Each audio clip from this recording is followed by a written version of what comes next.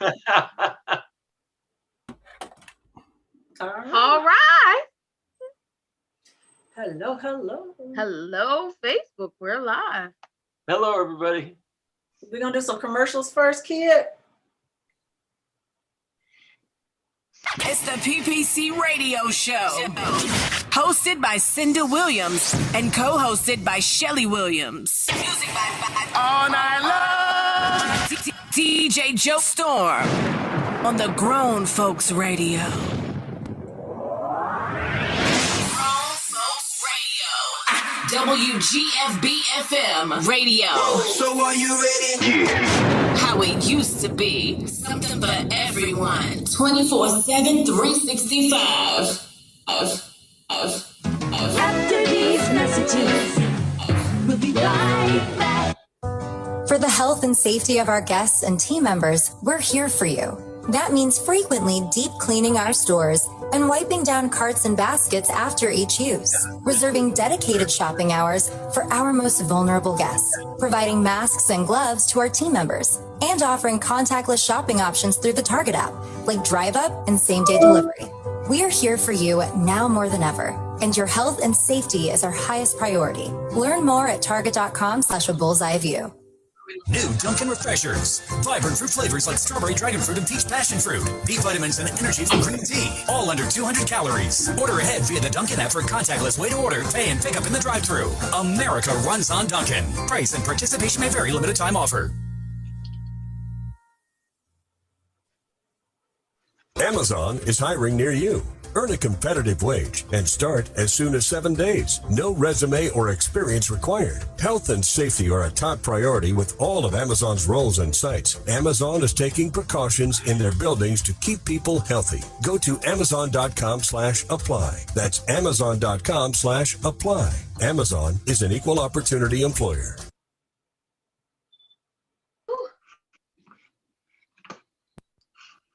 Hey everybody, it is Shelly Show Williams, host of Single on a Saturday Night. Make sure you follow us on Instagram at Single on a Saturday Night TV. That's at Single on a Saturday Night TV. Follow us on Instagram and we'll follow back.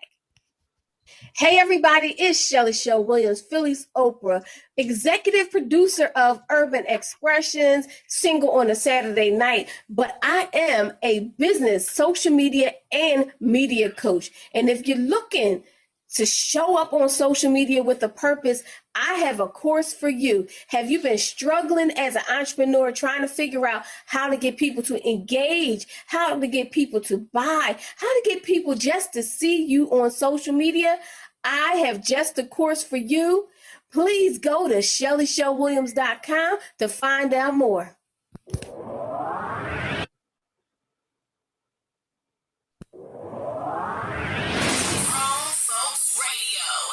WGFB-FM Radio. So are you ready? Yeah. How it used to be. Something for everyone. 24/7, 365. Yo, what's good? This is Tracy Lee, and you already know I gets down with the get down, man. Grown Folks Radio all day. Hi, everybody. This is Cinda Williams, and I am the co-host of the Melanated Morning Show and the host of the PPC Radio Show. And you are listening to Grown Folks Radio. It's the PPC Radio Show.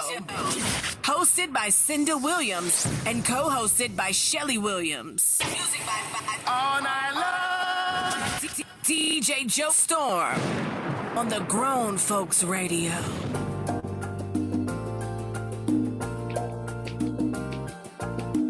PPC, PPC, PPC, yeah. PPC, PPC, PPC, yeah. Join me so we can grow together. Conversation, get that feeling. Know what they're missing, share with your best friend. Tell them come hear this, yeah. Don't you dare miss your blessings, powerful lessons, true confessions, yeah. PPC, yeah. A powerful tool for you, PPC, yeah. A powerful tool for you and me, PPC, yeah. Nobody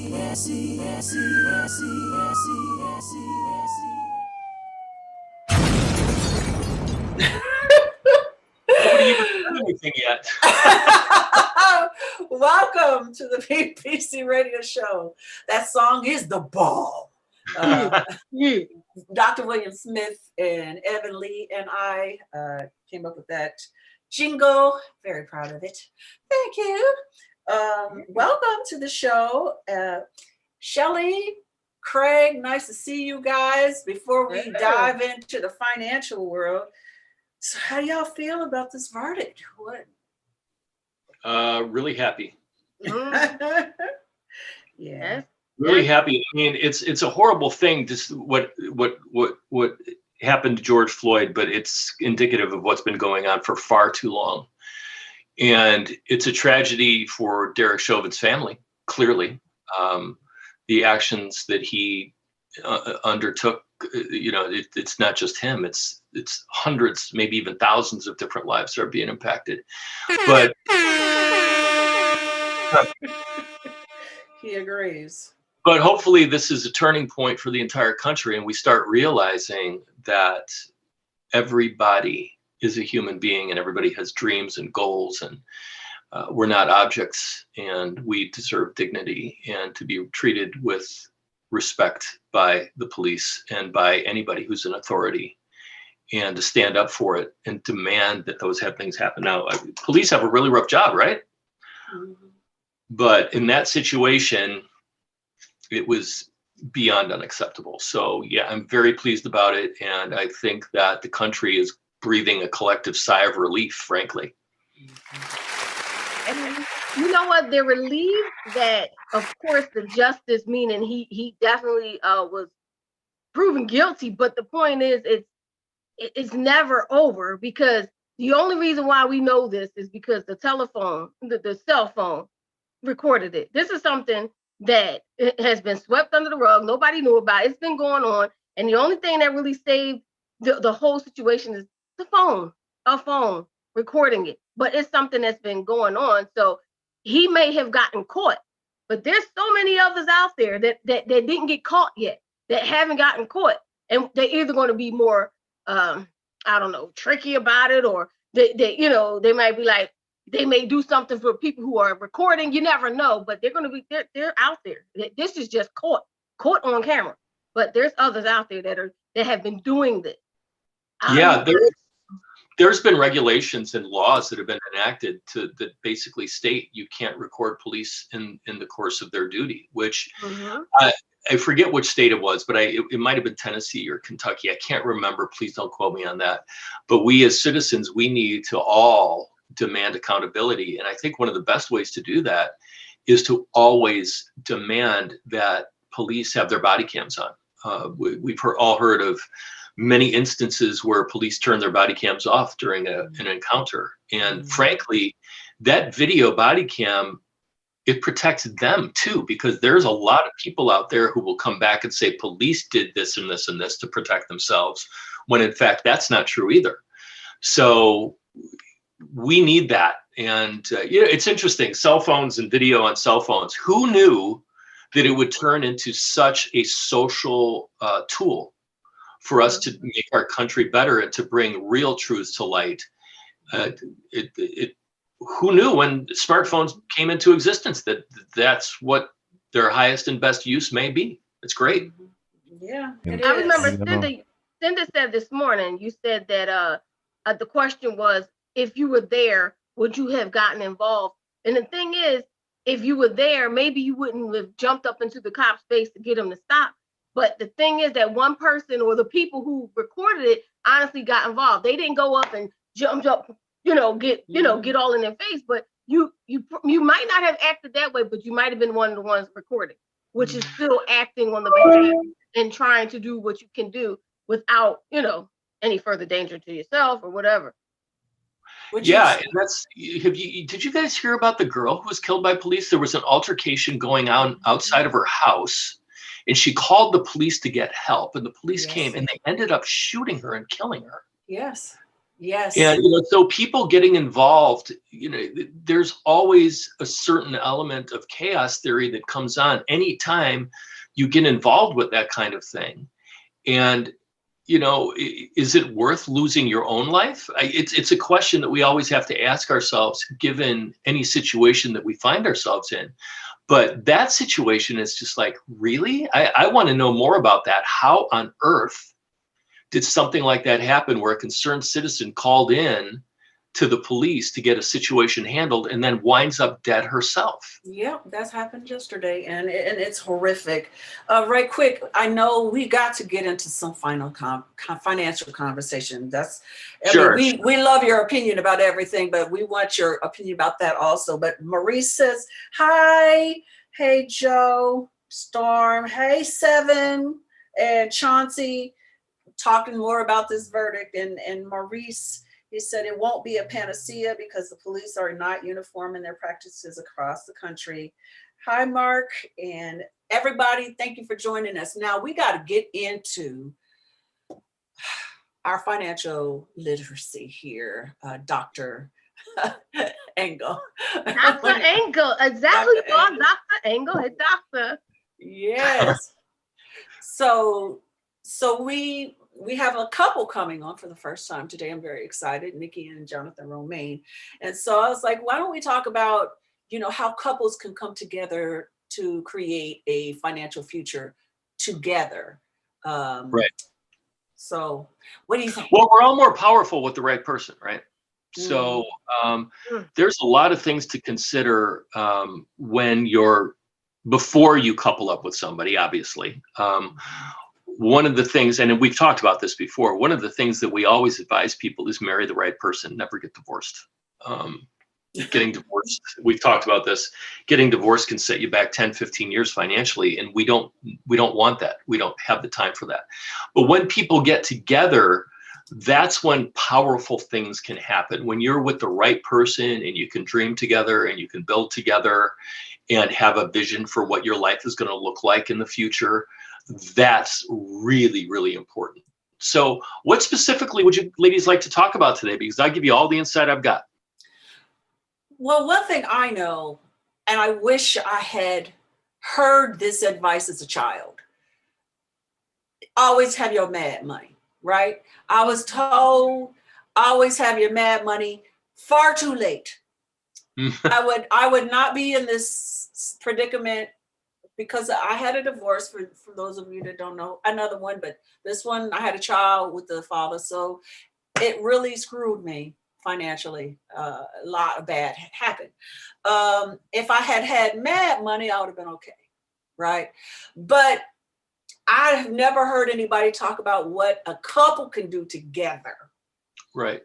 What, can you do anything together, or is it simply individual? Oh, absolutely. Absolutely. Now, for single women, as a financial advisor, I'm a financial specialist regionally with Allstate in the Northwest Indiana region.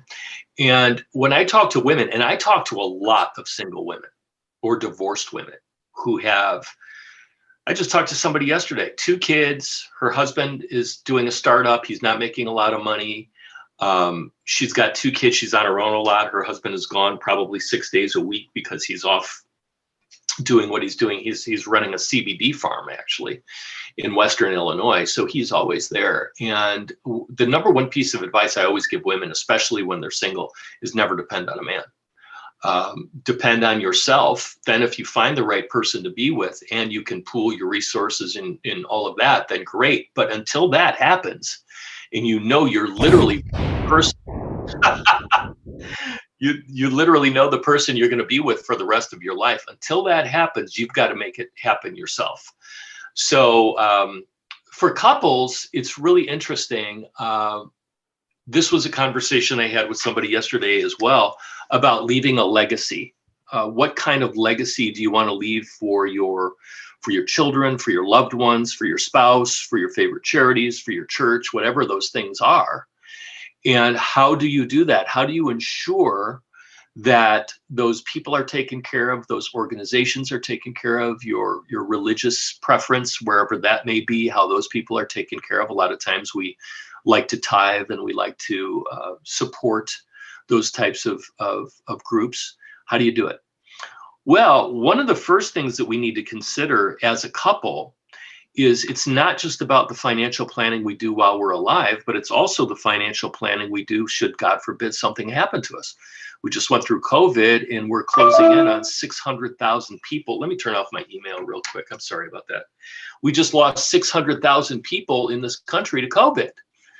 And, we're finding out very rapidly that tomorrow is not guaranteed. We're seeing that with so many people. So if tomorrow's not guaranteed, but we have a lot of people who love us and depend on us, depend on our ability to work and earn a living, what do we do if we're not here tomorrow? Well, one of the things that is absolutely imperative for everybody, especially as we get more mature and we have families and we have responsibilities, what's absolutely imperative for people to do is to have an estate plan and a trust, a living trust within your estate plan. Now, this is a big conversation. Aretha Franklin died without a will or an estate plan. Prince died without a will and without an estate plan. So I don't know if you've been keeping up with that kind of stuff, but there is a lot of fighting going on among Prince's heirs because he didn't have any of this. So let's talk about it for a little bit. Do you have any questions for me so far? I don't want to dominate this conversation. No, keep on talking. Keep on talking. Okay. All right. So let's talk about the two things, having a will versus having an estate plan. Okay. Now, everybody needs to have a will. There's no question about that. A will delineate what you intend to do with your resources. However, having a will alone is not enough to avoid probate. Have either of you ever been involved with probate, the probate court? Okay. Have you heard of probate? I have. Yes. Okay. All right. So let me just say this. Most people, 99% of people in this country, you want to avoid probate court. Now, here's why. Let's say, for instance, let's talk about me. I don't want to make it about anybody else but me. Let's say it's me we're talking about. I have a significant amount of assets that I've acquired through a lifetime of working, investing properly, I have a 401k plan, I have a Roth IRA, I have a regular IRA, I have very valuable annuities that I've invested in over the years, plus I have private investments that I've done. If I die and I only have a will, all of those assets are going to go into probate. Now, why is that? Why would my assets go into probate court? Because the probate court wants all of my creditors, dropping bombs left and right. The probate court wants all of my creditors to have time to make themselves known, so the probate court can take assets from my estate and make those creditors whole and pay them off entirely. While your estate is in probate, 99% of the time, all of those assets are frozen, meaning my wife, my kids, my church, my favorite charities, whatever, if they needed money from my estate, they would not be able to get it. It would be frozen, and it could put them in a very dire financial situation, especially if they're dependent entirely on what you're doing financially. So by having an estate plan and a trust within that estate plan, you avoid that. You avoid probate court. A will alone is going to get you into probate. Having an estate plan with a trust is going to help you avoid probate, which is absolutely huge. Now, my wife and I, we established our estate plan about 7 years ago.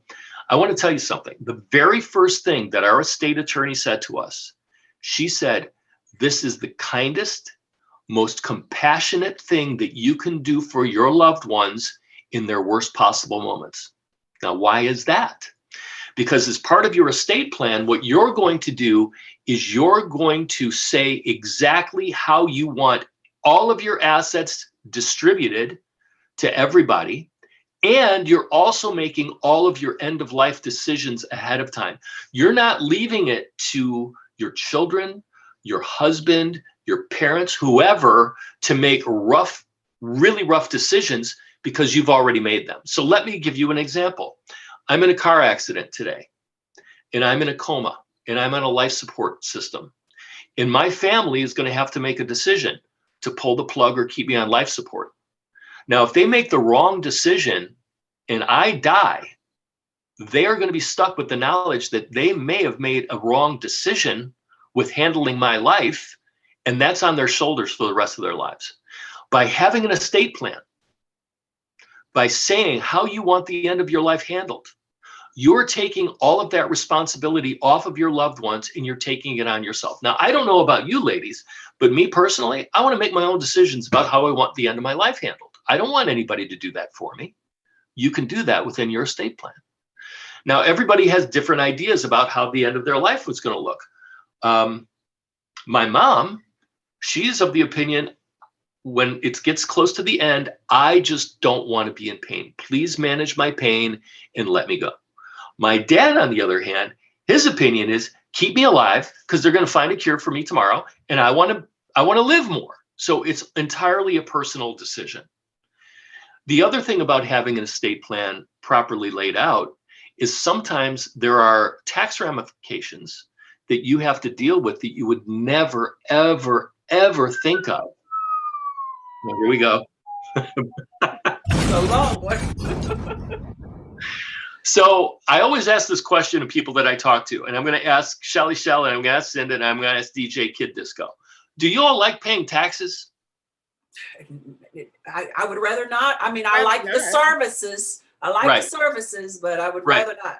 Oh, I love paying the $11,000 that I owe the IRS right now because of inheritance. Yeah, right. So you didn't. So DJ, you didn't get the advice you needed when you inherited that money. That's all it really comes down to. So yeah, financial planning, like I said, is also about how do you handle your money when you're not here.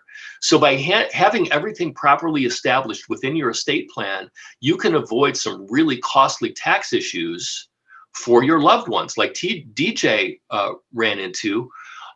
He got an inheritance and he was on the hook for a serious amount of money to the IRS, whereas if it was handled a different way prior to his mom passing, it might have been a completely different story for him.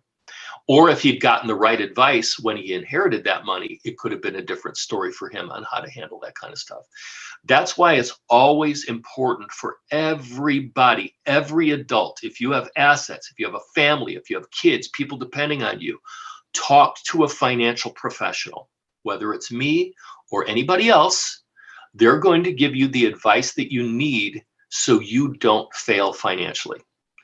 And when it comes to planning for the future, when you're not here, that's when I would refer you to a trusted estate attorney who's within my sphere of influence and have you talk to a licensed estate attorney. Now, estate attorneys, they're not inexpensive. You're going to spend probably $2,500, depending on where you live, between $2,000 and $3,000 to set up an estate plan. However, it can make an enormous difference financially for everybody in your life when you're no longer here.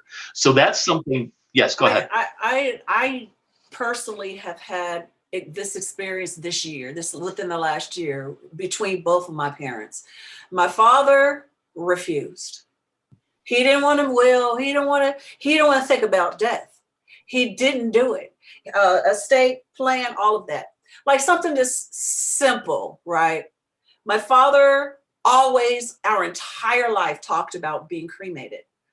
He was more Buddhist than a Christian. He talked about cremation. Well, his wife did not want that. She wanted to bury him. And it did not end up being an argument because we gave her the decision. But we all knew that my dad wanted to be cremated. But we had no say because he did not leave an estate plan or a will. Whereas my mother had a stroke. She's been ill for a long time. She has an estate plan. She says she doesn't want to be fed. If she's dying, she wants us to let her die. So we know exactly what she wants. And I know for us and our family, especially when it comes to our mother, it has done exactly what you said. It has taken away the burden and the pain of having to make these hard decisions. I mean, she's already set up everything for when she goes, how she goes, what happens when she goes, who gets what when she goes, all that's done. Whereas with my dad, nothing was done. So because we're a loving family, we didn't trip about it, but most families do. Most families do. So have you all heard of families literally going to war over things when somebody dies? Every it happens time. All the time. It tears families apart. Yeah. You know, I want this. No, you can't have that because I want that. They promised that to me, and it turns into a war.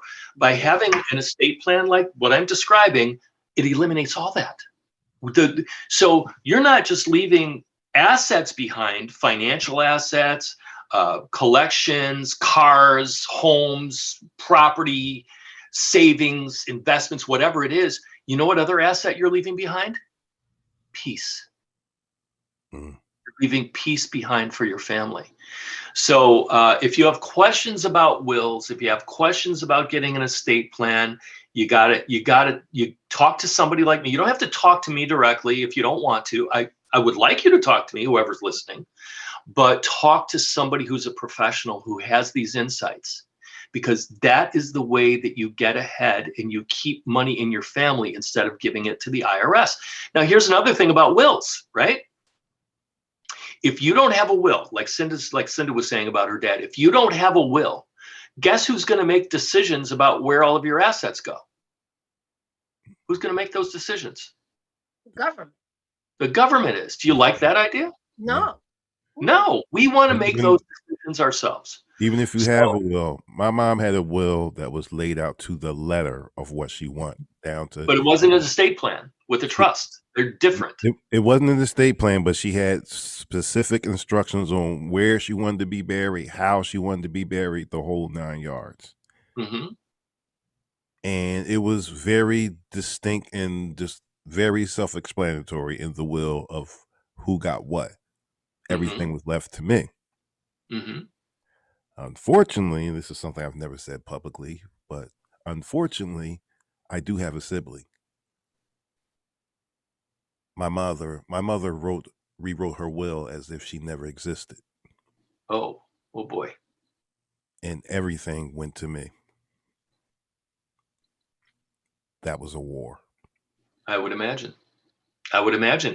And so these are things to really consider as we're all functional adults. What we know, half of what we know is wrong when it comes to money. All of what we don't know has the possibility of being wrong, right?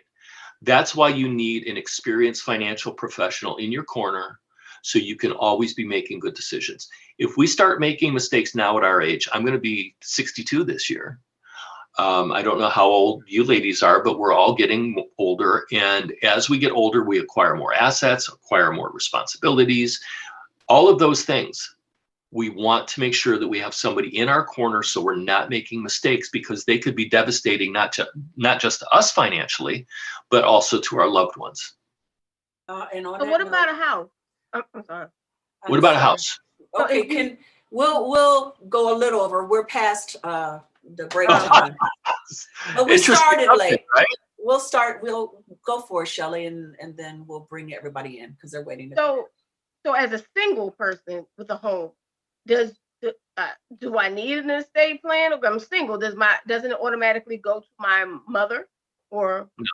No, you have to name a beneficiary on a mortgage. You don't have a beneficiary that you name on a mortgage. So you would definitely need to do something with that. You don't want to make somebody an owner on the house, like a part owner, because if you passed away and it went to them, it would no longer be an inheritance that's not taxable. It would then be something that was taxable because of capital gains. And whoever you named as a beneficiary would have to pay the taxes on that.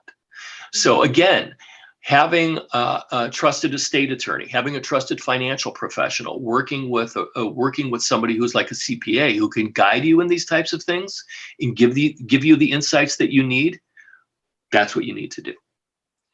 All right, Craig, thank you so much. Can you please put your phone number in our chat so I can put it on the Facebook chat? Because you guys, he is an amazing consultant, and maybe possibly he could do the things that he's talking about if you're in his region.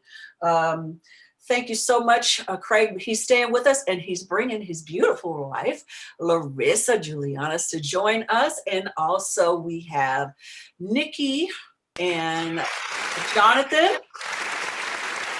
Nikki and Jonathan Romain are joining us. They are our primary guests for the show, and I'm so excited to see them.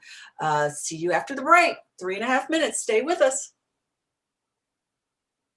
It's the PPC Radio Show, hosted by Cinda Williams and co-hosted by Shelly Williams. Music by All Night Long. DJ Joe Storm on the Grown Folks Radio.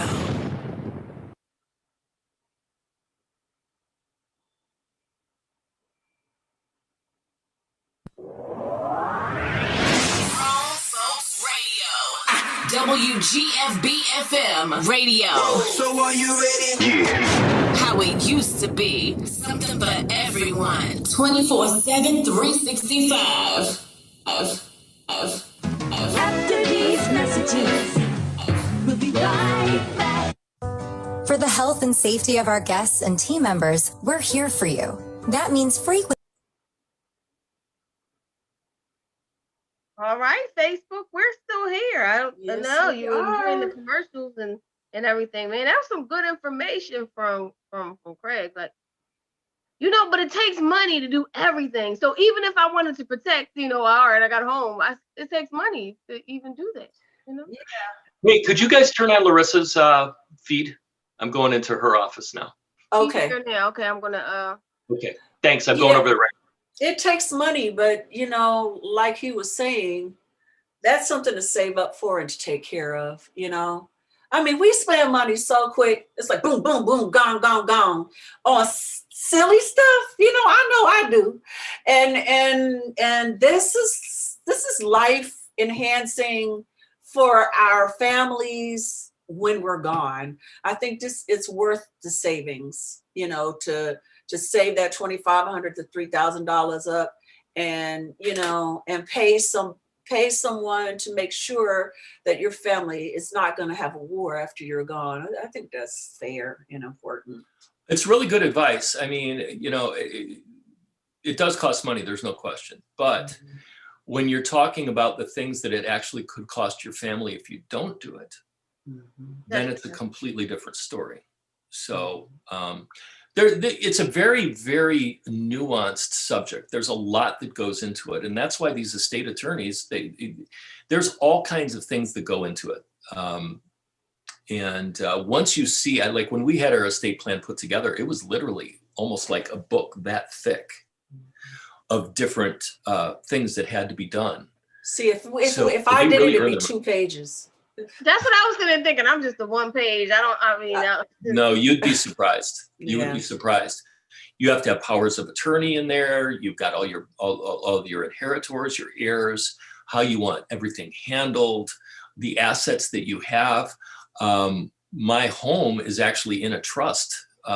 It's almost like an LLC that owns the house on behalf of my wife and I, but when technically speaking, I don't think we actually even own our house because it's under a different umbrella within our trust. So again, it's when you talk to an estate attorney, they usually have a first consultation meeting for free where you can ask all the questions you want and they will answer. Hi, everybody. This is Cinda Williams, and I am the co-host of the Melanated Morning Show and the host of the PPC Radio Show. And you are listening to Grown Folks Radio.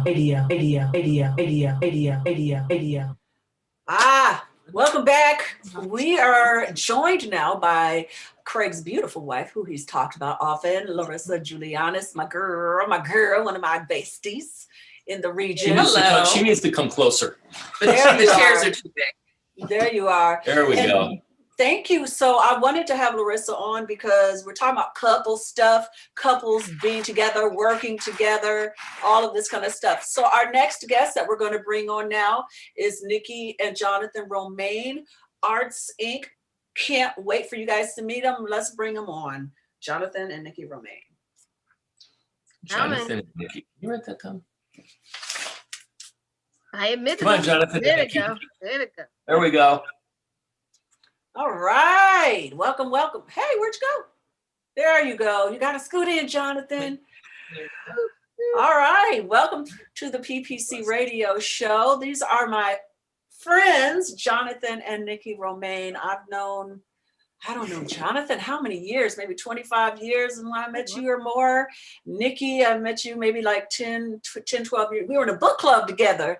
And then I found out they got married. I was like, oh my God, my friends got married. Anyway, they are doing amazing things. So everyone, this is Shelly, this is Larissa, Craig, DJ Kid Disco is back in the black right now. And then we'll be joined by Jenny Graham after the top of the hour. So, okay. If you didn't listen to my podcast, you missed a good one. These two are amazing. So, it's got to be Nikki and Jonathan. Jonathan, yeah. Well, we already know you're great. We get to see your beautiful faces all the time, but this is the first time I think my folks on this PPC have met these two. Nikki, Jonathan, tell everybody about what you're doing right now because you're doing so many great things. Oh, you're on mute. I'm mute. Mm-hmm. Sorry, guys. Okay, sorry. Good guests are so hard to find. I thought I had unmuted when I came in, but I guess not. So we're sitting at the desk. I was just talking to Nikki and she was writing some paper. She was what? She was just writing on some. She said, "What are we doing right now?" Oh, you're so silly. Wow. I was like, what is he talking about? I just He took you to the left too, right? No. All right, Cindy, I'm sorry. So we have purchased a 50,000 square foot old school building that we have converted into a community arts center. Awesome. And we purchased the building 3 years ago, and we've been just chipping away at this project since then. Yeah, so we purchased it in 2018, opened our doors in 2019 as the Romain Arts and Culture Center. And we've also founded a nonprofit, which is called Art Inc., short for Artists Re-Envisioning Tomorrow. And we basically provide after-school programs, summer camp, just, getting these kids off the street and into the arts and all that good stuff. And probably one of the things that I'm really excited about is that we've converted a 100-year-old building into a green space.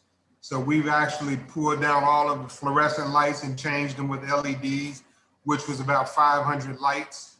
We never cut the boiler on and put in 95.5% efficient furnaces.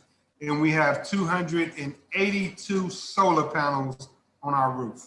Wow, that's awesome. What a huge endeavor. So when You think you're really huge. Yes.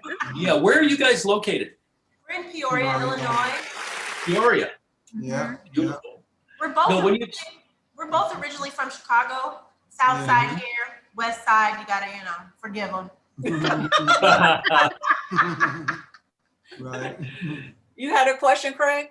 Yeah. So when you talk about arts, is it like painting, drawing, or do you do things like music and theater and acting and what? Well, our ultimate goal is to touch every genre of art. So Nikki is a performing artist, and I am a visual artist. I paint, and so together, our personal skills kind of run the gamut.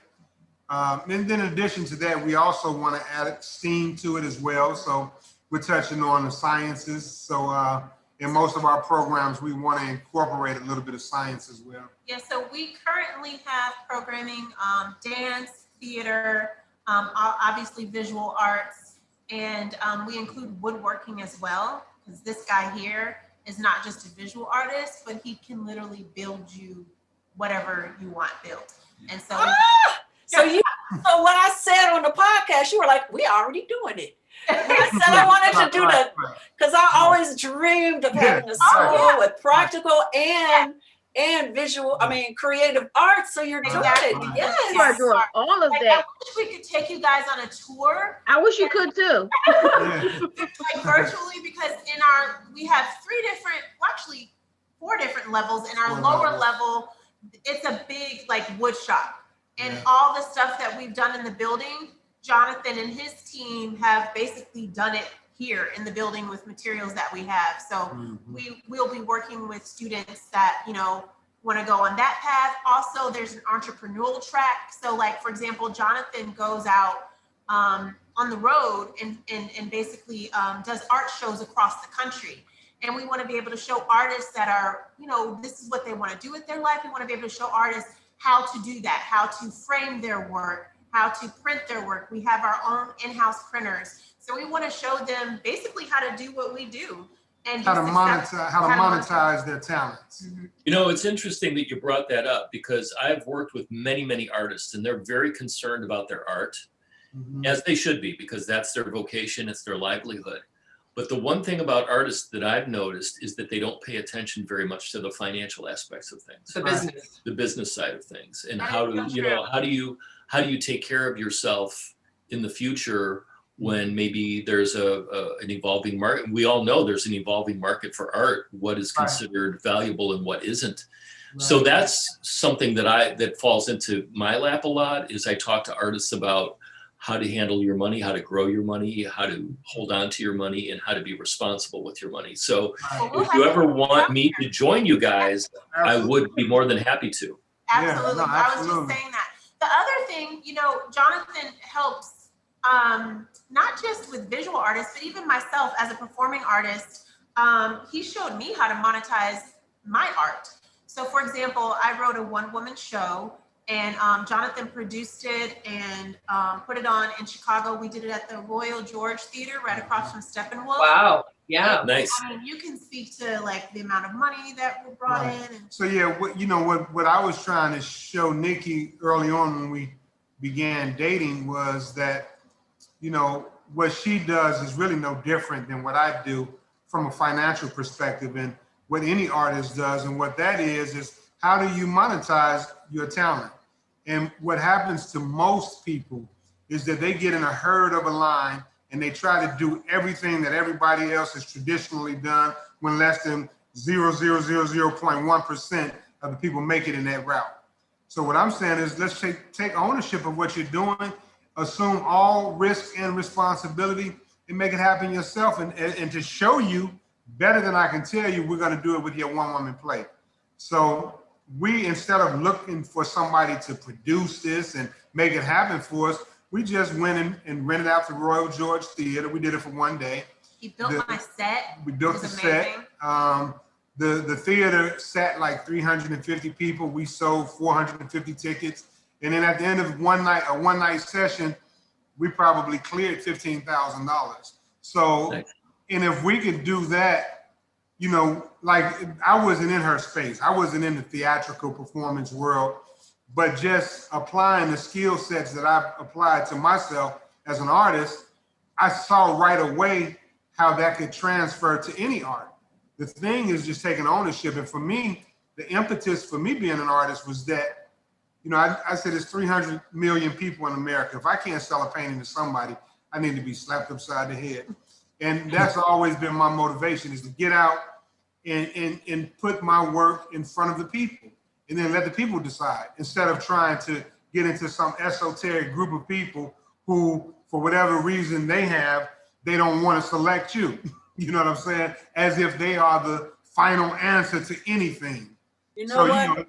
Based on that, I think that first of all, Larissa and Craig have done quite the same in making their movies. They can you tell Nikki and Jonathan about what you've done, which is the same thing, and plus the audience, because I want people to support what you're doing also. Oh, I was completely agreeing with so much of what you said, Nikki and Jonathan.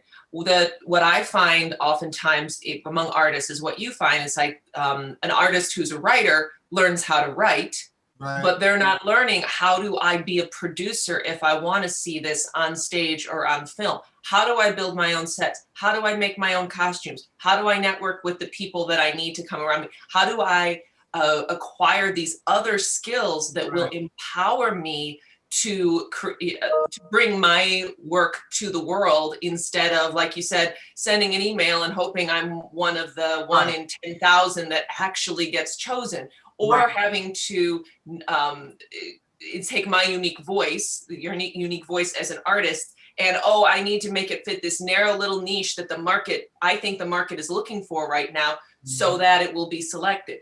How much more empowering to say, I can do it myself. I'm willing to put forth the effort. I often find this to be the case with other actors I work with. That it's can someone cut my reel for me? I take it for granted that I went to film school, so I know how to edit, and I very much enjoy editing, and it has taught me so much to improve my skills as an actor as well as a writer, learning the skill of editing. But I feel so much more empowered when I'm out there in the world because I can do more than just act. Not only that, you were talking about the gatekeepers and feeling like you have to prove yourself to the gatekeepers.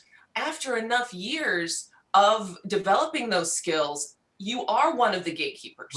Maybe on a smaller level, but I've noticed the conversations I can have on set, I connect to the director with his love of Hitchcock's editing techniques and the 39 steps, to the animators and their use of editing, and all the skills that I now have, I can connect to those people that are the gatekeepers that no other actor can connect to. Yeah, and here's another interesting thing. Larissa and I have been married now for going on 16 years. And when I first met Larissa, she was much younger, far less experienced, and she was taking the advice of a lot of people who were trying to reinvent who Larissa was. And what's interesting about Larissa is that she is not a generic Kmart model. Larissa has an exotic look, and she needs to embrace that. So what they were trying to do with her is they were trying to make her very vanilla, very middle of the road, very like white suburban. I remember walking into the agency's office one time, and they said, "Oh no, we don't like your pictures. We need you to look like this." Like everybody and else. They showed me a wall of like 1,500 photos of everybody who looked just like everybody else. It's like, why would I want to look like every single person on this wall? So I told Larissa, what you need to do is embrace what your strengths are. You are not a Kmart model. You're a runway model in Paris. And in order for the world to understand that, you need to embrace that. And in the very first year that she did that, she went from making very minimal money as a performer to doing far, far, far better by embracing what it was that she offered the world, taking what she had and embracing it rather than trying to appease everybody. Well, I'd like to add on to that. I'm sure you've discovered this too, Nikki and Jonathan, the creative ways that you find to promote yourself or to make your dreams happen lead to so many other rabbit holes and circuitous routes you never would have found. For example, I had always done the traditional wisdom. Everyone said, take your headshot, your resume, your comp card. That's composite. For people that don't know, that's all your photos as a model that represent who you are, or whatever. And send it to the agents, and then you just sit and wait for them to get you a job, along with thousands of other people. It doesn't work. So we had a comp card designed, and now I do my own design work. But back then, I wasn't able to do that yet. And I sent it to the photographers directly. Got a list of photographers. Instead of just going through all the usual route, send it to the photographers. 100 people, I got one response. That one person hired me as a model for that day.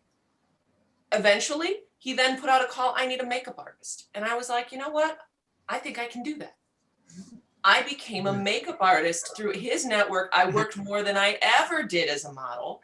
That led to being a fine artist. I was in a gallery within 3 months. That led to face painting, which was so much of my bread and butter throughout the 10 years.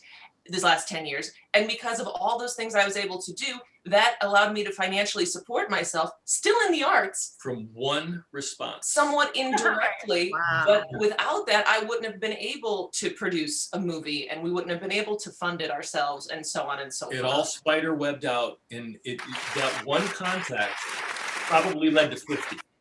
Yeah, absolutely. So Shelley, do you have anything you want to ask? I was coming back to Nikki. When you said you sold out the venue, 450 seats, that's also another skill, that's marketing. What did you do to sell those tickets? Because you know Tyler Perry's story that he had 10 people or whatever in the audience. How did you do that?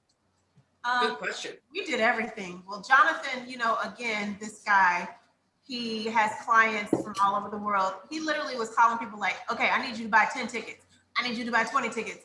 And then I remember, I don't know if you remember this, but Tiffany and I, my girlfriend, we went and did street marketing. We were a street marketing team. We were passing out flyers at DePaul. I mean, we did it from the bottom up. Right. We did, the social media, but we got in the streets and we talked to people, called our friends and family. We just did it. And I'm not saying that if someone else tried to do what we did, they would have the same success. That's true. Because what we brought to the table was my 20 years of relationships. Yep. So, if I sell a painting to somebody for $10,000, I know I can call them and tell them to buy 10 tickets. Right. So and in fact, we did exactly that. I was dropping off a piece that I had just sold to a client in Chicago, and it was about a $15,000 piece. Then I told him we're doing a play for my wife, my girlfriend at the time. She was soon to be wife, but I said, I need you to buy. I actually asked him, I said, buy 20 tickets. And he laughed. He said, I'm not ready to buy 20 tickets. He said, I'll get 10. And we were leaving his house, going to his dad's house, who stayed down the street from him on Michigan Avenue. And I said, now listen, man, when I get to your father's house, I'm going to ask him to buy 10 too. So don't tell him you already got some. And so his dad bought 10 too. So and he did that. So and that's why I oversold as much as I did, because I knew a lot of the people that bought the tickets weren't going to even come, let alone give the tickets away. It was just their way of saying, here, get out my face. Whatever works. Right. So, in addition to selling out, what I also wanted to make sure was that we had a full house. So, it wasn't just the money, but it was also the energy that's created when you have a full house. So that's why I oversold. But and to your point though, as an artist, as a fine artist, and this is all I've done professionally all my life. So, and like you said, all of the skill sets that you eventually developed, one of the skill sets that I've developed is promotions, marketing, selling, all of these different skill sets that project management.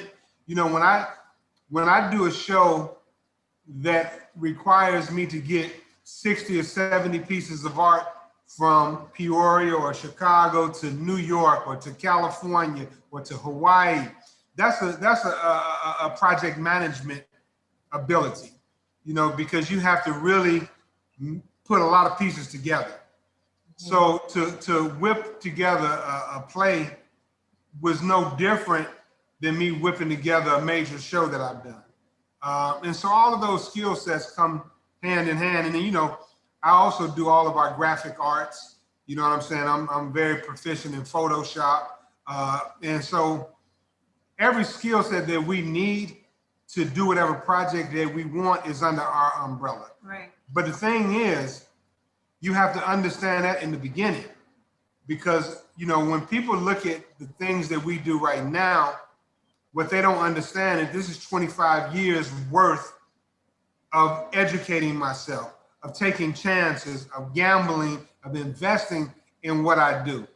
And so we have all of the equipment that we need to make things happen. We have big, beautiful murals on the outside of the school that we've created with latex printers that we bought. We've spent $20,000 on one printer. And this affords us the opportunity to put murals all around the building, and we can change them every year. So that we gives can support other local nonprofits by putting art on their centers as well. Like we have a lot of, oops, my necklace just fell off. We have a lot of partnerships that we create in the community. And our mission is not, you know, we are here for the kids, and it's not just about us, it's about, so if there's another organization in town, maybe they offer a basketball camp, but they don't offer the arts and they want to offer the arts. We are that arm that they can come to offer arts to, you know, all the organizations here. So we you know, we want to be the arts mecca, right, for Central Illinois. I'm sorry, go on. Now, I was just saying, how did you pivot during COVID? I mean, you have a big building, you're doing the arts. What did you do to get the children in? Did they come in? Did you do No, we stopped our programming. Yep, so we immediately stopped our program. So in addition to what we do inside the center, we're also inside of 8 Peoria public school locations. So we pivoted really quick to a online summer camp, a virtual summer camp. And then we also, we have a program called Family and Me, where it's for basically 0 to pre-K students. We did a quick pivot for that, and we did a virtual, like Facebook Lives, we call it Art Inc. Live, where we did story times, we had a Music Monday. My daughter and I did a theatrical Thursday reading. We had another staff member that did like Spanish story time for kids, a bilingual story time. So we did quick pivots. And we sent out over 2,000 activity kits. Yeah, we did art kits. So we did that, and we did those for free, but then we partnered with the local children's playhouse, and we did a subscription-based art kits for families that could afford to pay and that were, you know, wanted to get their students off of the computers. So we did a program called Kidtastic, which is basically kind of like a KiwiCo or Little Passport, but it was locally based. So we had that, and that was also arts with a STEAM curriculum. And then we did some of our programs virtually on our own. Like we have a program called Empower Our Girls, which typically is girls who code, creative writing, and then a beauty and skin element. But I did a shift to make it more about wellness. So we just focused on the creative writing and the beauty and skin. So like the girls created bath bombs and learned about their skin textures. And then we had presenters come from across the world to talk about their journey to success and what they did for their journey into wellness. So for example, we had someone come in that's a nonprofit leader in Mexico. So she talked about her journey to success, and then also what she does for herself to, you know, one of the things I was telling the girls is that as women, especially, we often pour into other people, but we don't take the time to pour into ourselves. And I was like, if someone would have told me at 16 different tools that I could use to, you know, pour into my own cup, I would have loved that. And so that's what I wanted to bring to those girls. So the women talked about their journey to success and then what they did to take care of themselves for that self-care. So we did quite a few pivots. And then now we haven't fully opened our center, but we do field trips. So a lot of different like organizations, social services organizations, like there's a big one here called Children's Home. Their girls come here and they do the Empower Our Girls program. And then some of the local school districts come in and do like paint and sips and different things like that. Okay. There's so much more. We got another 45 minutes, but we got to bring in Jenny Graham and have our commercials first. But this is a self-help program. And I know I'm going to let Jenny do her thing, but I want to get into how you as couples do it together. How do you manage to mix and meld this beautiful super burrito or whatever you want to call it to work together so well? Because I have not been able to do that, and I want to know how you did. So we're going to go for a 3.5 minute break. Thank you guys for coming back, and then we'll bring Jenny Graham. Thank you. It's the PPC Radio Show, hosted by Cinda Williams and co-hosted by Shelly Williams. Music by All Night Long. DJ Joe Storm on the Grown Folks Radio.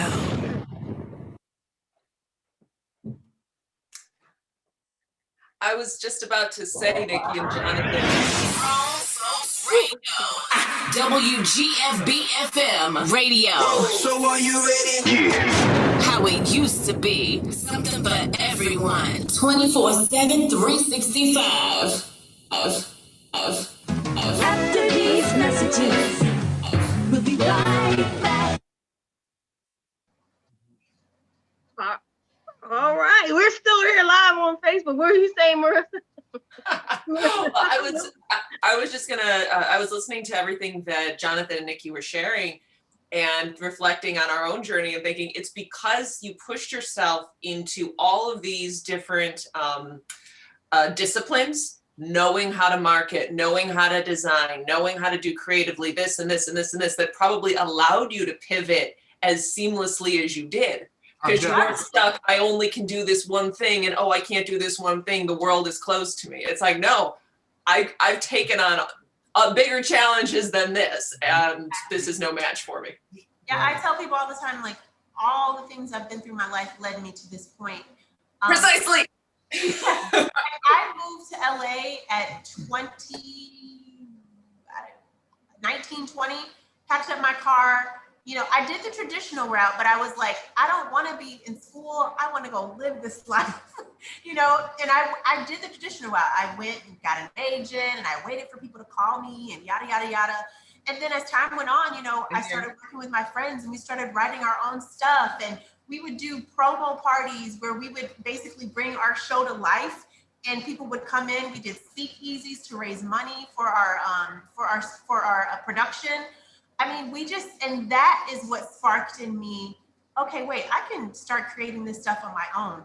And I know, like, one of the scripts I wrote, Cinda read for, like, I just sparked this thing in me that you can make it happen on your own. You don't have to stand in line and do cattle calls and all this kind of stuff. Not that there, you know, people can do that, but there is another way to go as well. Well, did you ever get to the point too where you so often felt like the things you were in line for, cattle calls, that it's like, wait a minute, the quality of this is not as good as what I can be part of outside of this traditional route or what I can create myself. This no longer inspires me to beg, please, please, please take me, when it's like, I don't even really respect your vision as an artist, so why would I want to be part of this? Well, Larissa at this point is, she gets probably 80 to 90% of her work through networking, not through auditioning. Yeah. Yeah. WGFB-FM radio. So are you ready? Yeah. How it used to be. Something for everyone. 24/7, 365. Yo, what's good? This is Tracy Lee, and you already know I gets down with the get down, man. Grown Folks Radio all day. Hi, everybody. This is Cinda Williams, and I am the co-host of the Melanated Morning Show and the host of the PPC Radio Show. And you are listening to Grown Folks Radio. All right, welcome back to the PPC Radio Show. This has been a fantastic show. The first hour, we got to meet and talk to Larissa Julianis and CJ Julianis, or Craig Engel, AKA, he's got an AKA, and Nikki and Jonathan Romain, and Shelly Shell and I have been quiet pretty much. They're the experts in these conversations, and I'm learning a lot. But now we are going to have our resident professional therapist. She bad, y'all. Jenny Graham, thank you for joining us. So, Jenny's Gems, what do you have? Oh my gosh. So, as usual, thank you so much for having me. First, I love y'all guests. Like. Also, I'm over here like, oh, wow, like hashtag relationship goals, like both couples. I'm like, yes, this is exactly like what I am like working towards and building right now in my life. And I'm so excited to like have a partner who has like, I know that we can do the things that you all are doing. So that excites me. So thank you for giving me a lot of hope and being like a nice example of like what is possible in a relationship as creative people who really have like a mission and a vision and who are working together and supporting each other. So I first just want to say that, because yes, I thoroughly appreciate that just for my own personal reasons. Well, thank you. So yeah, I mean, you guys have said so many great things, and I was like, I'm always over here like taking notes, and I'm like, what do I want to talk about specifically? And I feel like a couple of things came out, and I'm glad that you that you both kind of have mentioned. When I say both, I feel like both couples, like both of you all, like, I don't know. I'm glad that you all mentioned like the fact that like you all have put time in. Because I think sometimes people get kind of disillusioned to the reality of the journey. And like all of the steps that it takes, all of the times where you are willing to invest in yourselves, whether that's to learn a new skill set or to work on yourself personally or to, you know, build connections and stuff like that. So I felt like that's something really important to highlight, because I oftentimes will see people who get discouraged because they'll see people's success or see where people are, and they'll compare that to like where they are in the current moment. And it's like, no, you can get there. And like but you do have to like put time in, and you do need to build and sharpen all of your skills and your tools. So I think it's great that you all have like acknowledged that reality, that like this isn't something that's just like overnight all of a sudden, and that you all have really invested time and strategically have thought about like, these are the directions I'm trying to go. Larissa, do you want to just jump? You can just jump in. I wanted to add on to that. I just read a fantastic book, Cal Newport's So Good They Can't Ignore You. And he touches on that, how we have this, they have this kind of mass lie that, oh, if you just have enough passion, you will succeed. And his entire philosophy was that skills trump passion every time. And like you said, you have to put in the time, and people are like, oh, well, oh, you're a genius. That's why you're able to do all these things well. And it's like, no, I wasn't good at any of these things when I started. It took years of working at all of these things individually, just like you said.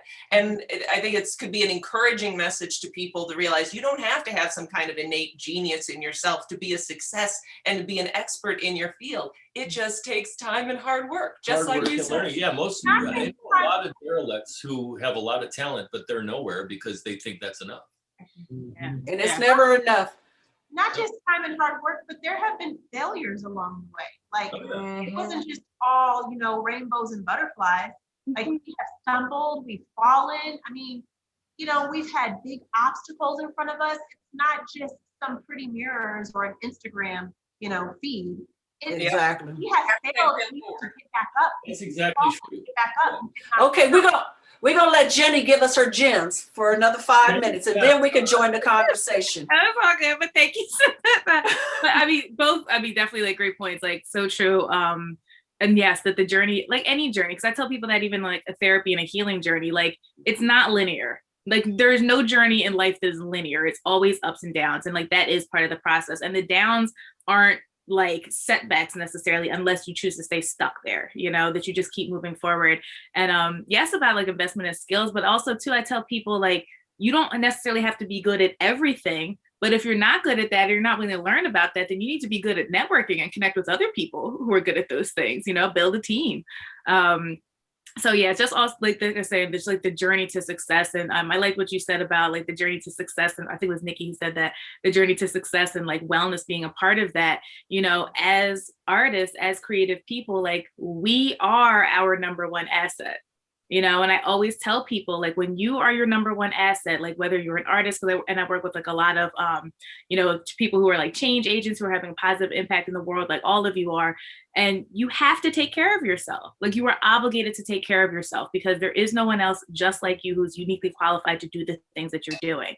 And I love that you all talked a lot about, you know, really just leaning into your strengths and doing so in a way that's not about what the external world or what society tells you it's supposed to look like. I am a firm believer in that, and you know, have definitely had to learn that in various different ways throughout my life. And I was just talking about that recently. I'm in the middle of a workshop right now, Be Your Breakthrough. I'll share more about that later. But I was just talking about that last night, that when, as a person who has like a skill and a talent, when you start looking externally for that validation or for guides on like what's going to be the best way for you to go about it, a lot of times we get lost and we get knocked out of alignment, because then we try to mimic what other people are doing, and that's not true to who we are. That's not true to our path. And so I love that you are talking about that. The more that I focus inward, and so for me, that's a lot of where like that wellness journey comes along. Like, are there areas and ways that I need to heal? And not only that, because like I focus on mental health from a perspective of wellness, it's not just about healing different areas within ourselves. It's also about allowing ourselves to receive ourselves in terms of the gifts, the skills, the talents that we have, because sometimes everything that we need is within ourselves, but we're afraid to connect with it, or we're afraid to own it and then walk with it and move with it. So I think that's like just as important as sometimes healing things, because I think a lot of times we'll talk about healing or like, you know, finding your gifts or embracing the fullness of your gifts. We talk about that a lot of times from more of like I would say like an illness deficit space of like, well, there's something wrong with you.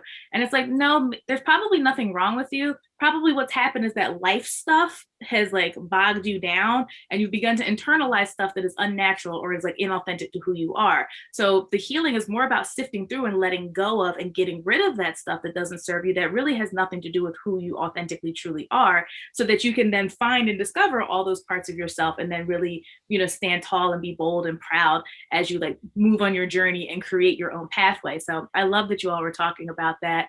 And also to do so, like, you know, and not really worrying about making other people happy.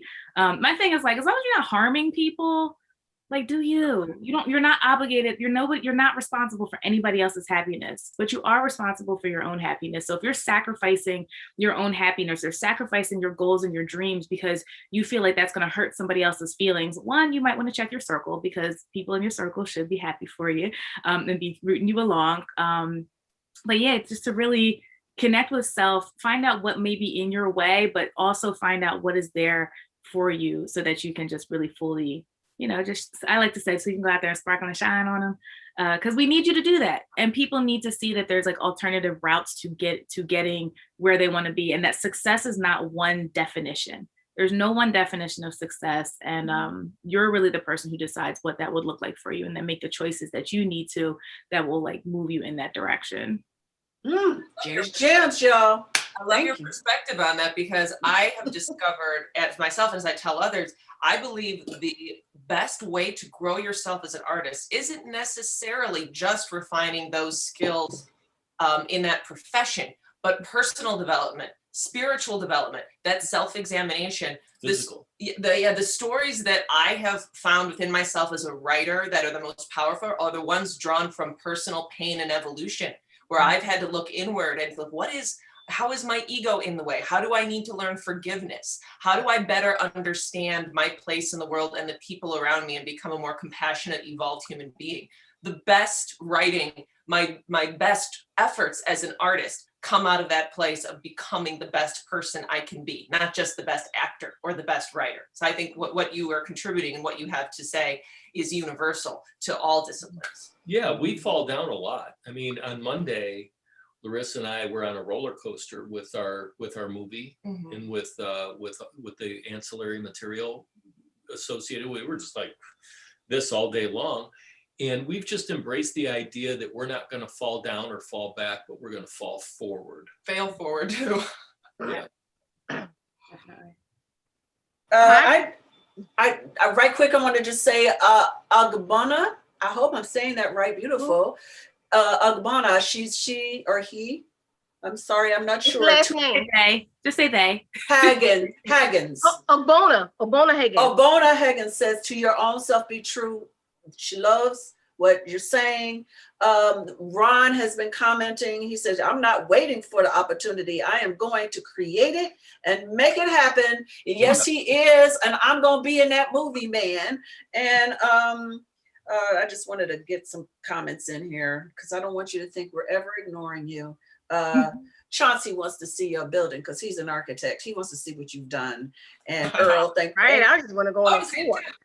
Yeah, I think we all gonna be taking a trip to Peoria. Seriously, I want to come. So make sure, Shelly, we could travel together. We're gonna go. Let's go. Yeah, that would be dope. Yeah, that sounds so great. I'll show you guys the building. Absolutely. So Shelly, I'm sorry, what were you saying, girl? Oh no, I wanted to go back to where you were saying the better together. Let's get back to the whole better together, because you know us as me as a single. I'm gonna talk for myself. I'm just single, but I want to hear about the whole better together because I think that whole thing is just, you don't see it so often. Now I don't see it often. So how does it work together, the whole together? And I heard the podcast, so I had a funny joke and said, "What happened to that boyfriend? You kicked him to the curb. What happened to that boyfriend? How did you know that this was the one and then kicked that bull to the curb?" That's all I want to say. That's hilarious. Well, I'm not going to go into that, but I will say that relationship was hanging on by a string, and I'm a very independent woman. I had never lived with a man. I mean, I could move to Paris next week, but the thought of living with someone frightened me. Like I grew up in, I experienced domestic violence, my mom going through that. There's just a lot of, I didn't have that perfect, or not even perfect, but I didn't have the idea of what a relationship should look like. And I often feared submitting, right? Because I felt like if I submitted, it could endanger, not necessarily my life, but like endanger, like what if I get into a situation and I can't move out? I just had that fear because that's what I had grown up around.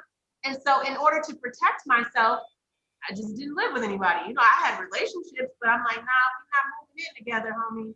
Like, we're not doing that. And then this guy comes along.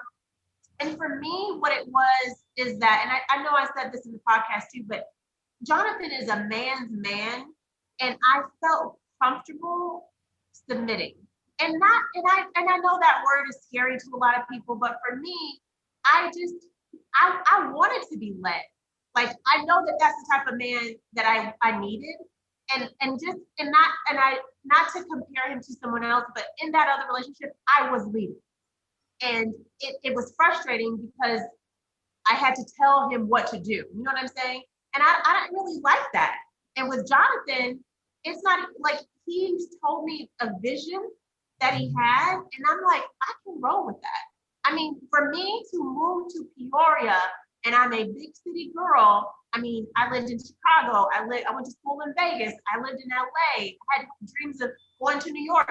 But instead, I followed him here. Like, that was a huge leap of faith. Peoria, Illinois. I don't know if you guys know much about Central Illinois, but it is a small city.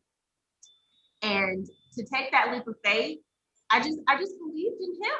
I believed in, and we didn't even have this vision of what we're doing now, but I believed in the vision that he had for our future. And I just honestly think it takes a leap of faith. It takes trusting your intuition and really, and when I say submit, to me, it's not like, oh, whatever you want. It's just letting that man lead, right? And you guys work in a partnership for what it is that whatever your dreams and hopes are, but that, like, I've let him lead the way. Like, I don't know how else to say it. No, I get it. Yeah, and may I say just how beautiful that experience is? I mean, you started talking about like layers of safety, like not just physically. You talked to, I mean, really, we're talking about mental, emotional, psychological safety. And like, I can even speak for myself in my own journey is that like, it's a lot easier to be like, nah, I'm good. I'm in my own little space. I'm good. I can take care of myself. I'm comfortable. We can definitely connect. I like you.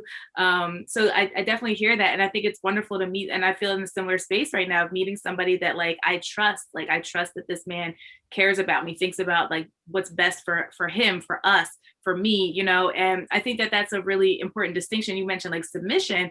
And I find especially, and I see this a lot for like, women who identify as independent. I am definitely an independent woman, that like allowing a man to lead does not discredit your independence. If you're with a man who respects you as an independent person, who has their own thoughts, who's supportive of your thoughts, who is supportive of your goals and dreams, who would go to bat for you, who would stand up for you, who would protect you. That's a different type of connection. And like, I remember seeing this really beautiful poem that spoke about that the divine feminine will only submit to the divine masculine, and that the divine feminine will never submit to the wounded masculine, because the masculine in her will stand up and protect her.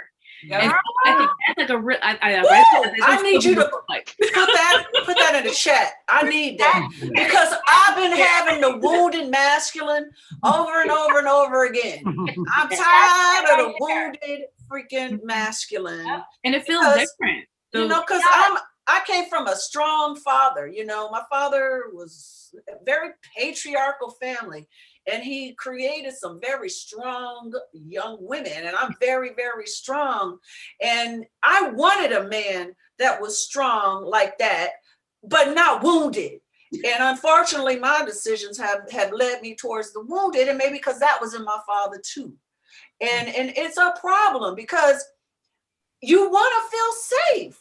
You want to feel safe. I'm not saying like it. There's just certain facts. Men have more testosterone. Men have more physical strength. Men think a different way that we don't necessarily always think. And to have that kind of energy around you is very beautiful thing.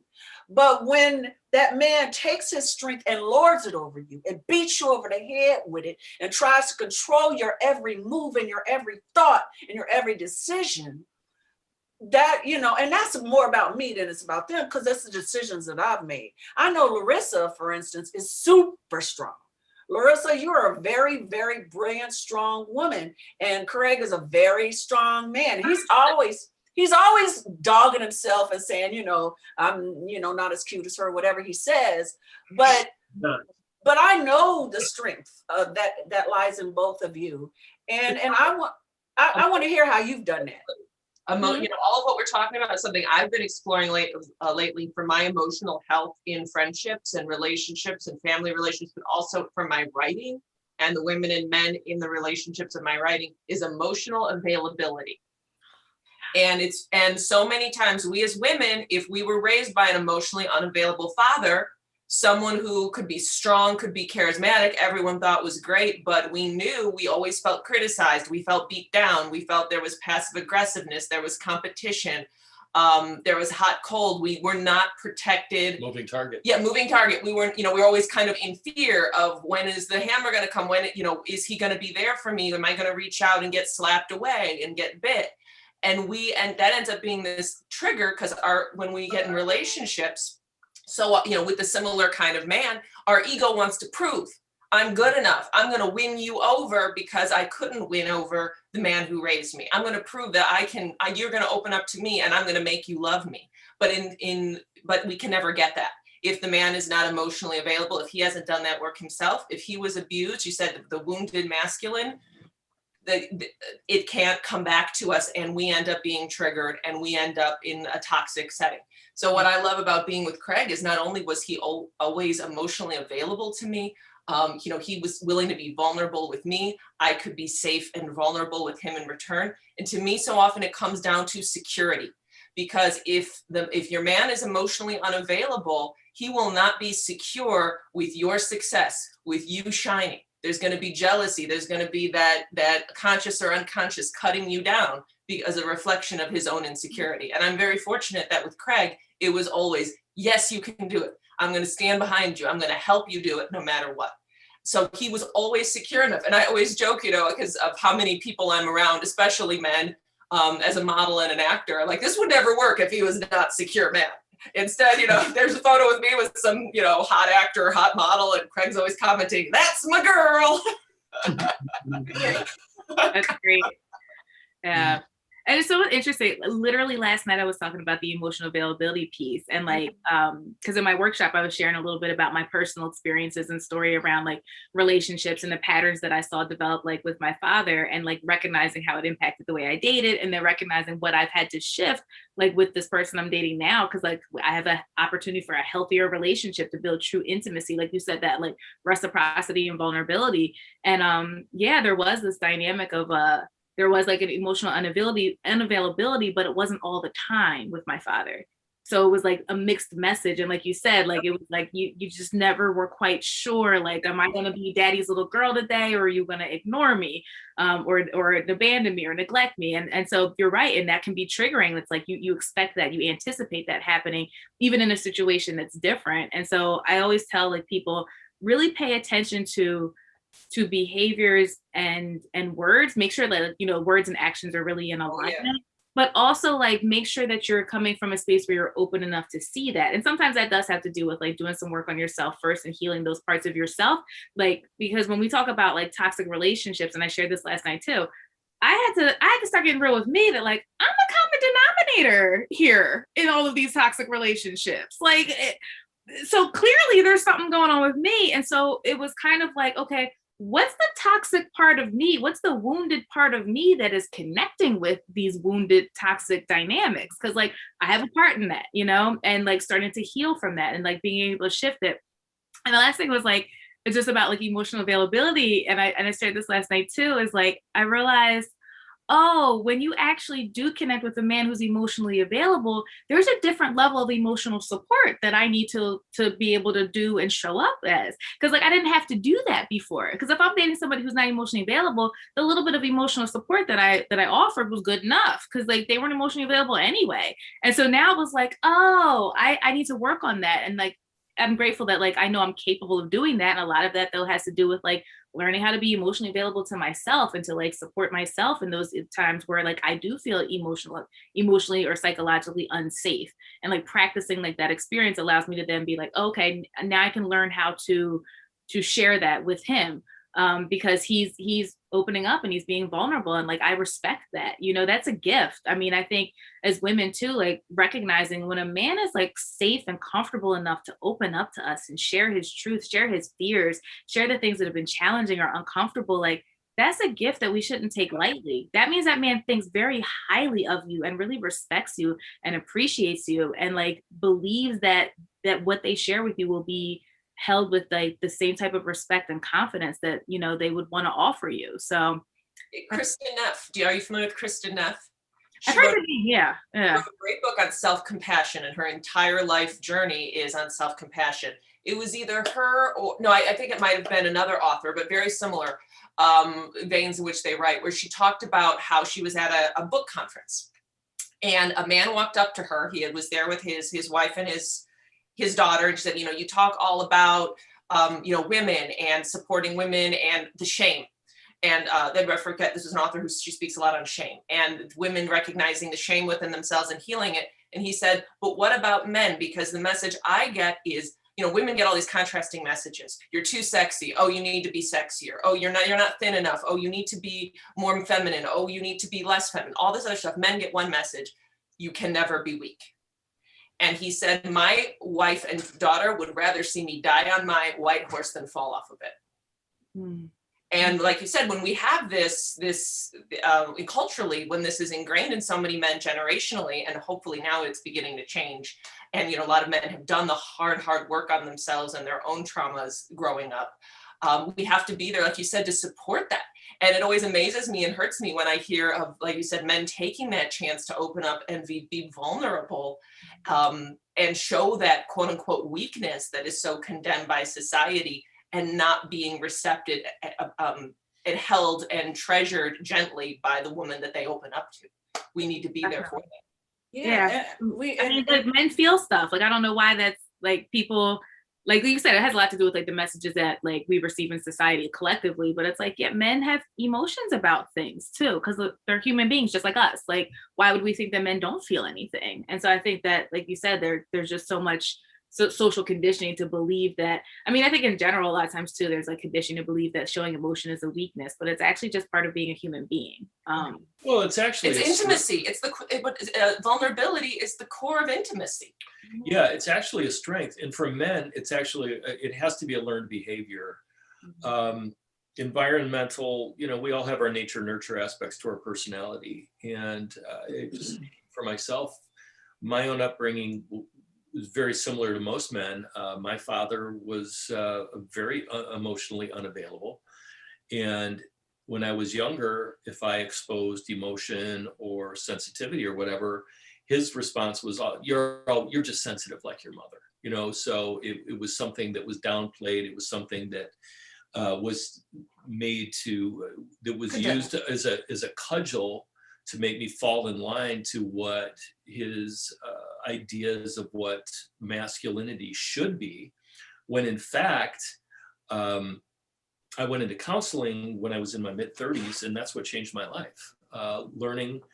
Learning how to love myself allowed me to love others in a much better way. And now I have a very successful marriage, but I also am able to transfer my emotional intelligence and compassion and empathy into nurturing other relationships, which have turned into some of the brightest aspects of my life. And as a man, it's very difficult to embrace the emotional nature of being a human because of the nurture side of things. Getting away from that and understanding myself and understanding what it takes to love myself and love others was literally the turning point of every bit of success that I've had in my life. So for men who are listening, we all have to realize we don't have all the answers. And there are some times in life where we really need to seek outside help. And that actually makes you strong. I've talked to a lot of men who, thank you, DJ. I've talked to a lot of men who, when I would suggest, maybe you should talk to a counselor, not a psychiatrist, but a psychologist, and their response would be, I'll never go see a head shrinker. I'm never going to expose myself that way. And in fact, and they keep self-sabotaging. They're self-sabotaging their relationships, their career. They're exposing their own personal weakness in having that mindset. It actually, when you seek out additional help to better yourself, you're actually showing a lot more strength in doing so. And unfortunately, it's been drummed into a lot of men's heads that that's actually weakness, but it's completely wrong. Yeah. I remember my father, when I first went to therapy, my father was like, what do you need therapy for? You're a strong woman, going off on me. And then he turned around 5 years later, becoming one. Love it. And it changed his life, and I mean, I don't take credit for his growth, but I think that me being brave enough to be the first person in my family to get therapy, because I think I was the first, opened the floodgates for my family to say, oh, she's not as crazy as she used to be. Let's try that. It does shift the family dynamic, like from even like a family dynamics perspective, like when one person really takes that, and it is really courage. It takes a lot of courage to face what's inside that's uncomfortable. It is a lot easier to try to pretend that nothing is wrong. It's actually not a lot easier. We think it's a lot easier, but you're just avoiding everything. And that takes a lot of work to avoid things actively all the time. And it takes way more strength to be like, let me look with what's here. So like when one person in the family starts on that journey, by default, the family begins to shift because that person begins to shift. And so if you think of like a family as like an ecosystem, if one person in the family begins to shift and they're more vulnerable, or they're shifting like relational patterns because they're learning new things about their own boundaries and their own needs, the family dynamics start to shift. And like I've even found from my own experience, the more I grow in my own healing, the more family members talk to me about stuff. They're more open with me because I'm able to be more open and vulnerable and transparent. And also like I'm able to hold space emotionally, energetically, even different. I mean, granted, like I do this professionally too, but like, it's also a personal journey. Like I don't just do this stuff professionally. And I wanted to just touch on the aspect of the emotion of shame, because that was mentioned. And I think that that's something that we experience individually and collectively and don't realize how often it shows up or understand what it is. And so the emotion of shame happens when we feel that we are going to be judged by, or that we are going to, like our behavior or something about us is going to be judged by other people. Now, this judgment can be based on real people, or it can be on an imagined audience. So something happens in our life, or we do something that we feel is not up to the expectation or standard that it should be. We're afraid of judgment. So what happens is when we're afraid of that judgment, we then retreat and we disconnect from people because we want to try to protect ourselves. But the catch-22 is like in that moment, we begin to critically analyze ourselves instead of the situation or instead of the experience. And we take that critical analogy and we begin to think negatively about ourselves. Like, oh, I'm not a good person. I'm not good enough. I didn't do this well. I didn't do that right well. Or like we as a people didn't do this thing right. And I'm ashamed. I feel ashamed to be a part of that group of people or whatever, because I think that's relevant to mention. It's not just individual. It is also collective. And then in that space, we then start to feel worse about ourselves. And we either will retreat, we will engage in people-pleasing behaviors. We end up doing all kinds of things that are inauthentic to what we need. And then what we really need, though, is actually to connect. We need to be able to break out of that isolation to recognize that, like, what we're feeling as human beings is a very natural response to whatever the situation is. And I find that like in the group work that I do, the therapy that I do with folks, in my own experience, more times than not, the emotional responses that we have, so many other people feel the same stuff, but we're just so afraid that we're going to be judged or criticized that we don't share those things. And I'm not talking about like people who are out here just like, you know, publicizing their traumas all over the place and not actually working through them. But like when you're in a space with a person who is emotionally available, emotionally safe, yes, working with a professional is great. Working with other people who are also on that journey of healing and growth can also be a space for that, where you break out of that isolation. And once you break out of that isolation, you begin to get more positive, realistic feedback and reflection. And you begin to see that like, oh, I'm not wrong or horrible or like incapable. It's just I had this situation and like maybe the situation wasn't the best, or maybe the way I responded to the situation wasn't the best, but that's not a reflection on who I am as a human being. That doesn't necessarily define my character. And so when you're working with another person, you're able to get that feedback and reflection. Once again, though, when you're working with another person who's either a professional or who's somebody who's like emotionally healthy and available. Oh, Jenny, how do you know? How do you know that it's time? This is the last word. This is the last word. Oh yeah, based off of what Cinda said, I just want to know, how do you know it's time for therapy or counseling, or how do you know? How do you identify that? Well, one, if you're questioning it, it may be time. I'll just say that. You know, if you're thinking about it, you're probably thinking about it for a reason, because you're ready. And then I think the other thing is like when we get to a place where we begin to accept that things that have happened to us are not okay and they're having a negative impact on us, or they're affecting us in a way that we're not comfortable with, that's definitely time to take action. Absolutely. That was my story. So I realized I didn't even like myself. And I realized that the tools that I was working with were a hindrance to me, because I was working, I told you ladies this before in a previous meeting, my toolbox was a toolbox that held the tools to help me. He's frozen. He froze? He froze. Oh. There you go. Anyway. There you go. This story, this conversation could go on and forever. Yeah. Man, I wanted to get more into everything, but we don't have more than this time. We got 5 minutes before we do our music mix. So I wanted everybody to have a chance to please tell us what's going on in your lives, how people can contact you. Please put it also in the chat so I can put it on the Facebook.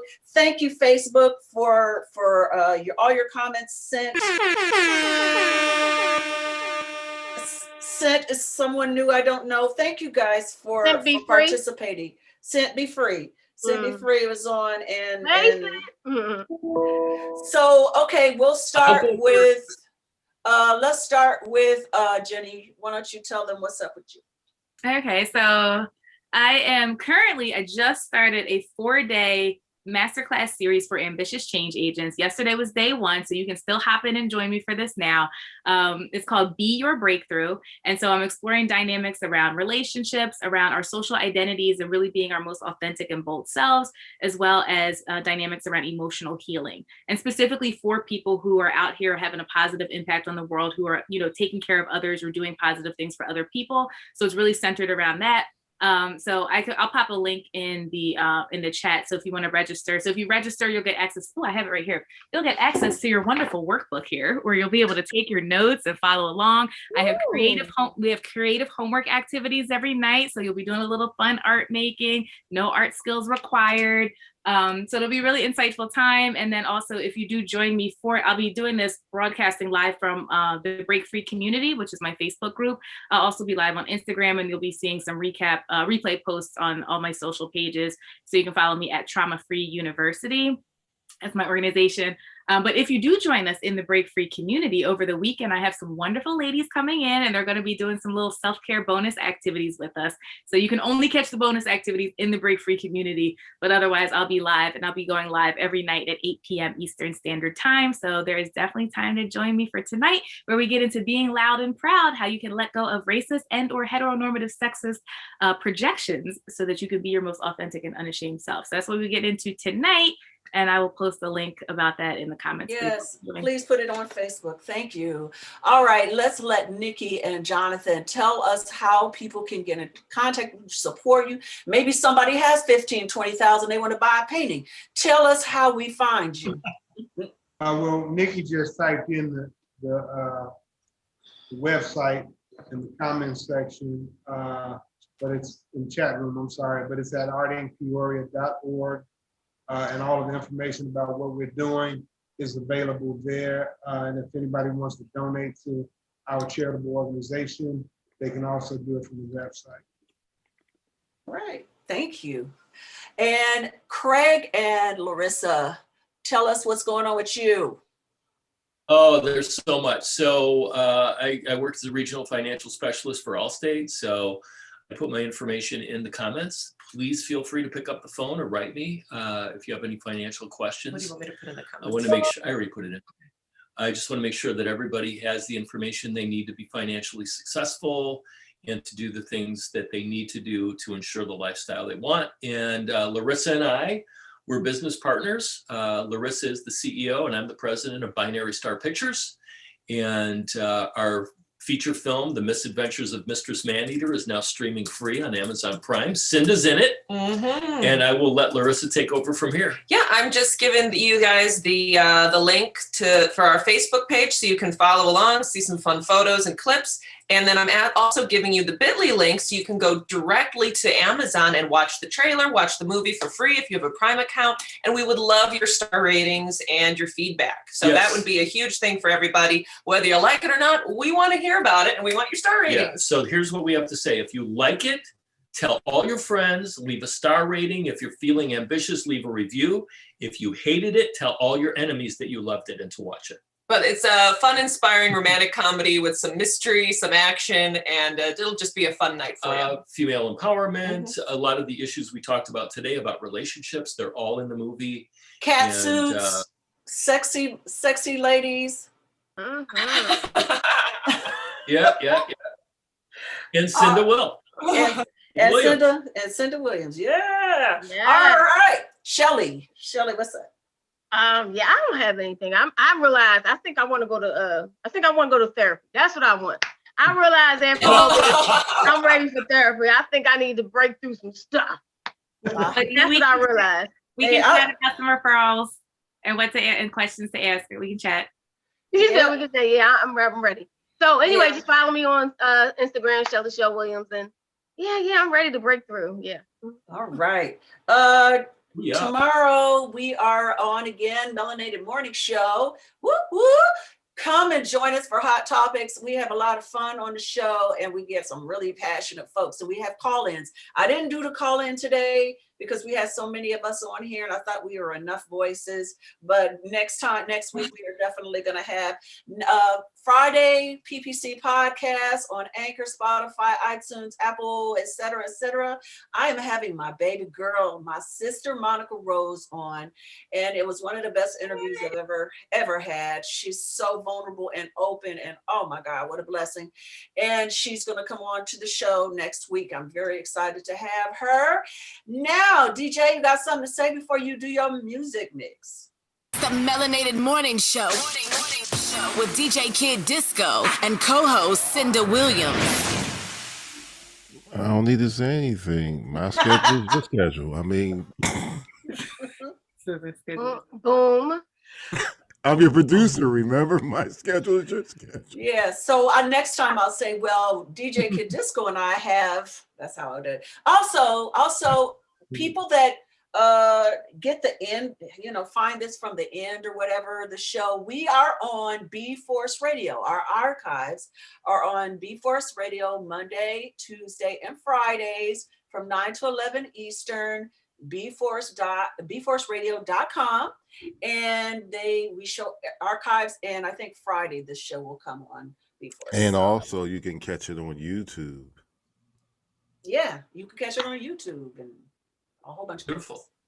And Mixcloud. I gotta write you down. The thing is, Grown Folks Radio is on 24/7, 7 days a week. So go to thegrownfolksradio.com every day, whenever you want to hear music, shows, whatever you want, the grownfolksradio.com has it. Follow the Grown Folks Radio on Instagram at Grown Folks Radio. So listen, what you need to do is just be a part of the Grown Folks Radio. That's what I'm saying.